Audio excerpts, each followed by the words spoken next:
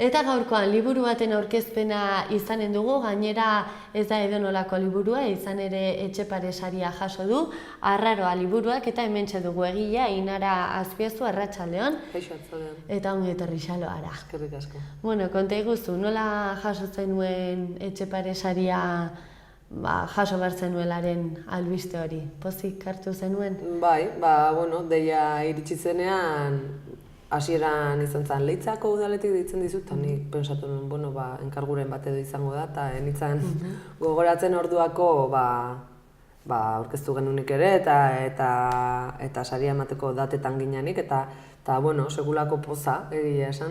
Espera zenuen? Ez, iruditzen zitzaiten lana ondo inda zeola, eta nahiko lan osoa zala, alde hortatik ikusten nion kalidadea. Badakit askotan lehiatzen diren lanak oso kalidadea handikoak izaten diala, eta ez dakit, saiatu behar ginala sentitzen nuen, eta banuen konfiantza bat lanarengan. Orain, sariateako genurik, ez nuen espero. Arraroa, zergatik? Arraroa da liburua. Arraroa oso gauza interesgarria dalako. Zerbait ikusten dugunean arraroa delaren ustean, bigarren begirada eta hirugarren begirada batek ematen digulako askotan beste informazio bat, beste empatia bat, zerbait arrotza izatetik gure egitera pasa daiteke, eta arrarotasun hortan edo begirada zerbait arraro ikustearen begirada hortan oso gauza interesgarriak sor daitezkelako. Aurrei zuzendua dago, album hau?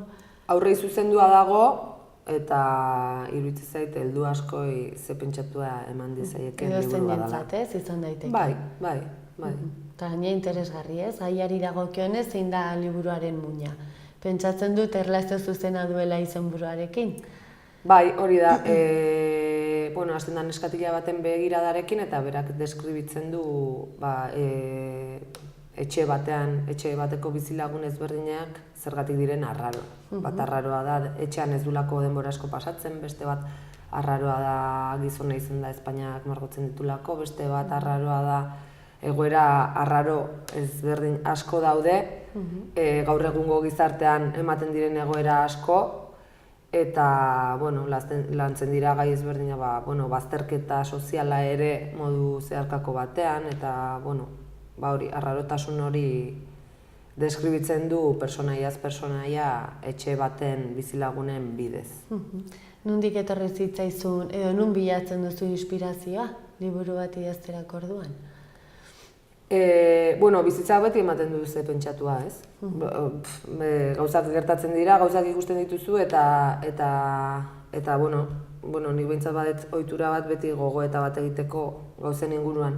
Eta eukitzen ditut ideiak modu batera edo bestera adierazteko.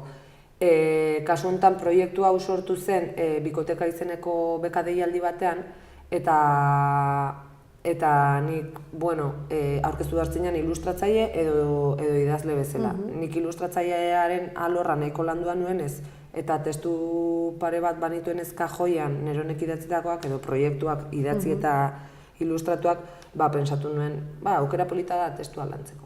Eta antolakuntzakoek eskatu ziguten, ilustratzailearekin elkarlanean jarri nindutenean, gai bat aukeratzeko.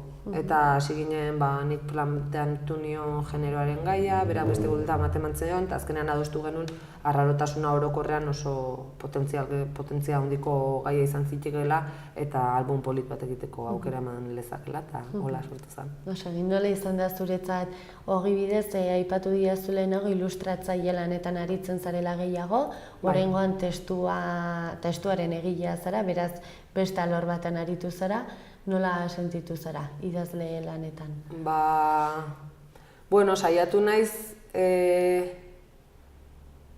Saiatu naiz ilustrazioari espazioa ematen dion testu mota bat egiten, niri holako albuma gustatzen zaizkidalako. Asko irakurtzen ditut albumak eta asko fijatzen naiz testu eta irudiaren arteko oreka nolakoa den. Eta nik nire proiektu horiek idaztean ere beti saiatu naiz jolas hori orekatua izaten eta jolas hori aberasgarria izan zen. Eta orduan saiatu naiz testu soil bat egiten, gero ilustrazioak bere espazioan eduki ahal izateko indarra eta emateko historiari behartzuen indarra. Oso testu soila edo hitz lauz egindako testu bada eta ez da oso deskriptiboa, banekielako gero ilustratzaileak, kasu honetan empatizatu nezaken berarekin eta zeintzan bere rola orduan hor ez sartzen ahalegindu naiz eta berari espazioa ematen eta horrela jolas hori emateko aukera izatea. Beraz, esan dezakegu ilustrazioak pisu handia duela, ez? Bai, pisua du, bai, bueno, olako liburuetan ere iruditzen zait ilustrazioak daukala pisu narratiboa. Igual beste batzutan ohituagoa gaude zerbait deskriptiboa izaten eta narrazioa testuaren gain egoteko joera izaten da, baina liburu mota hontan badu pisu narratiboa. Estiloari dagokionez, aditua zarenez, bai idazketa estiloari dagokionez eta ilustrazio estiloari dagokionez nola definitu dezakegu. Ez agititz egokia den hori, baina... Nik uste dut, bueno, ahalegindu gehala ironia lantzen. Testuak esan duten bezala oso soilak dira, pixka bat egoera ez dira barregarriak, baina, bueno, celebreak edo agerian uzten ditun testu nahiko laua da, ez daukaola deskripzioa handirik eta esaldi motxak dira eta oso sinpleak. Eta gero ilustrazioak ere bilatu du arrarotasun hori ere isladatzen batetik, koloreak arraroak dira. Eta gero bestetik asko jolastu du ironiarekin baita ere. Testuak esaten duena ironizatzearekin. Testuak esaten du zerbait arraroa dela, baina ilustrazioak agerian uzten du akaso ez dela hain arraroa. Edo igual uste duguna baino gertuagokoa zaigula egoera hori ez. Eta gero oso irudi indartsuak dira. Grafikoki oso tinta planoak dira, lineak indarra handia du eta konposizio eta irudi indartsuak dira. Laguntzen du horrelako sari bat jasotzeak? Bai, ikaragarri laguntzen du. Niri lagundu dit konfiantza pixka bat hartzen testuak sortzeko garaian ere edo historiak eraikitzeko garaian testu eta irudien arteko jolas hortan nun koka naiteken bilatzen edo aurkitzen eta konfiantza pixka bat hartzen hor bere buruarengan iruditzen zait oso garrantzitsua dela. Eta bai, pena ez diala gehiago egiten, baina bueno. Argitaratuko da, ez? Bai, argitaratuko da, oso edizio lan txukuna egiten duen argitaletxe batekin, oso zaindua izango da.